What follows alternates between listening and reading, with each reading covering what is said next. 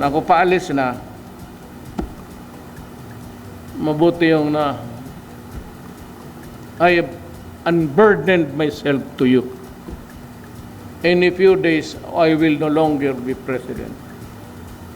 Pero itong mga duga, wag talaga silang baka maglukso sila sa kaligayahan.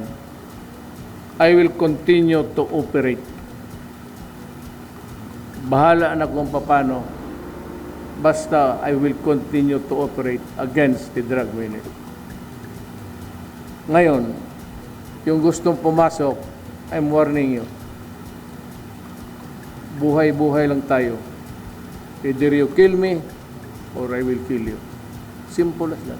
Mauka na ang warning ni Presidente Rodrigo Duterte sa mga grupo nga nagpaluyo sa operasyon sa illegal nga druga sa Pilipinas. Sa iyang pamulong, atol sa kasumaran sa ika-124 nga Independence Day sa nasud, giklaro sa Presidente nga bisan mo kanaog na siya sa iyang pwesto, magpadayon kining magukod sa mga durugista. Matod sa Presidente, dili siya mosugot nga maguba ang kaugmaon sa kabataan tungod sa droga. Hinungdan nga himuon niya kining personal nga krusada bisan pa man mahuman na ang iyang termino karong Hunyo 30, 2022. Gilakbit sa Pangulo ang isyu sa droga sa iyang pahayag atol sa opisyal nga paghatag ug pagtugot sa barko ng Pangulo ng Pilipinas kon BRP Melchora Aquino. Usa ka multi-role response vessel 9702 sa Philippine Coast Guard didto sa Pier 15, South Harbor sa Manila.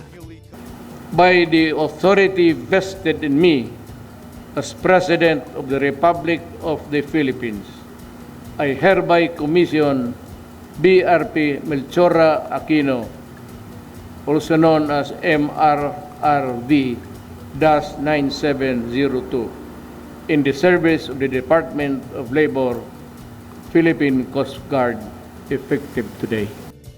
Matod sa Presidente, nadugangan na ang kapasidad sa Philippine Coast Guard sa pagbantay sa kadagatan nga gipanag-iyahan sa Pilipinas.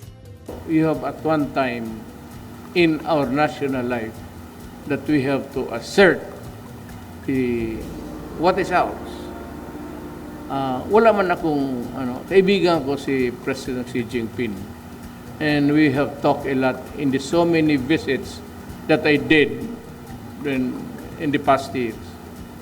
Pero I made it clear to him, giklaro ko lang sa kanya, na we cannot give up sovereignty over the waters sa Philippine Sea, including the exclusive economic zone, because that is vital for our national life.